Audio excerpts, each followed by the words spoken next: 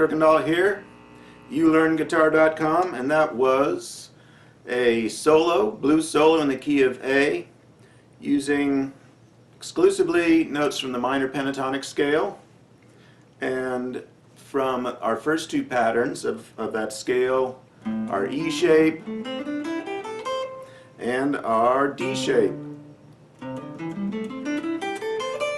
Okay? I'll just go over some of the highlights. The tab is on my website, youlearnguitar.com, but I do want to go through some of this stuff and play it kind of slowly. Starts off just with a slide on the B string from really from anywhere. I'm sliding from the 3rd fret, but you can slide from the 4th fret. You can slide from the 1st fret. It doesn't really matter. I would recommend, if you're a beginner, just take a short slide at it, maybe from the 4th fret, 3rd fret.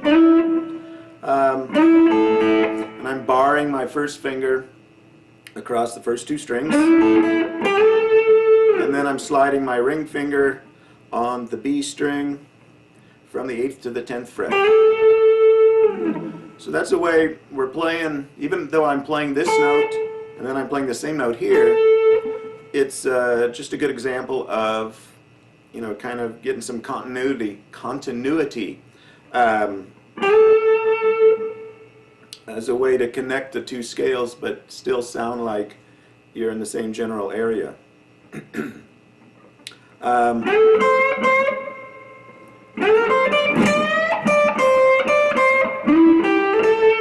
want to point out that even though it's not notated necessarily on the tab, I tend to be sliding into a lot of notes.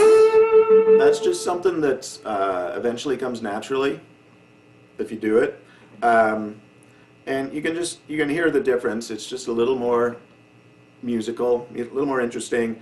If I go verses, I mean, it's pretty subtle, but it's there. There's a difference there.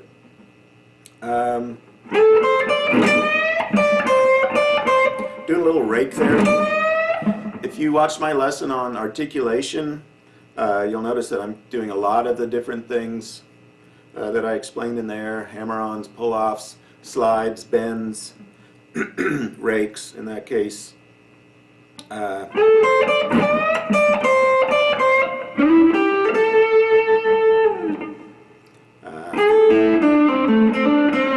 Doing a lot of, when you play here at the 5th fret, and I explained this in the video that went over this pattern, I'm doing a lot of barring here with my first finger at the 5th fret. That's kind of like just home base. So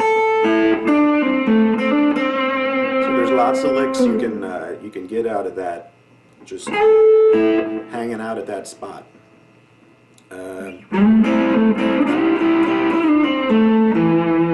Okay, the next one, I'm hitting some double stops. That's 2 strings at once, getting some you know, some extra oomph to the solo. Okay, sliding into frets 8 and 9 at the 2nd and 3rd string. As I talked about in the video that discussed this particular pattern, since I'm coming back, I'm using my middle and ring finger, okay, rather than my 1st and 2nd finger, which would put me in an awkward position. If I was going to slide back there, I'd be kind of in no man's land. Another thing I want to point out there is when I'm coming back, I'm picking this note at the 3rd string at the 9th fret, but I'm instantly sliding to the 7th fret. So I'm not coming back there and then picking it. That's an example of a grace note. That's another thing we talked about in the earlier video. Okay. Here I'm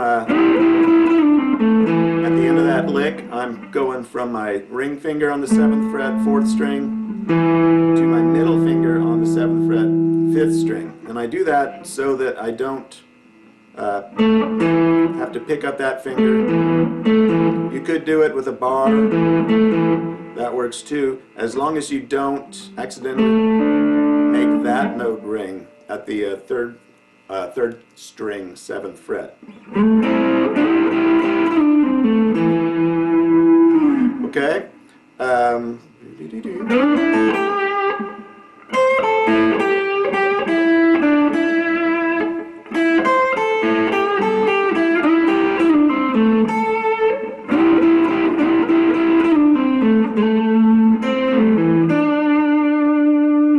Okay? I'm gonna play the whole thing for you one more time, slowly. So here we go. 1, 2, 3.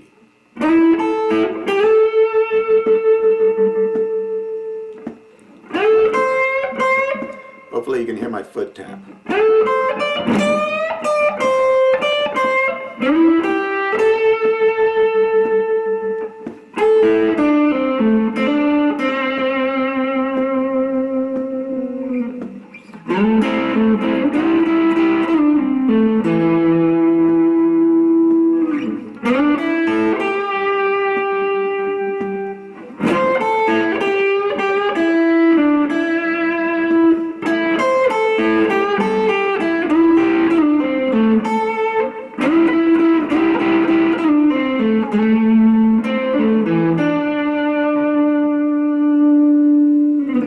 All right.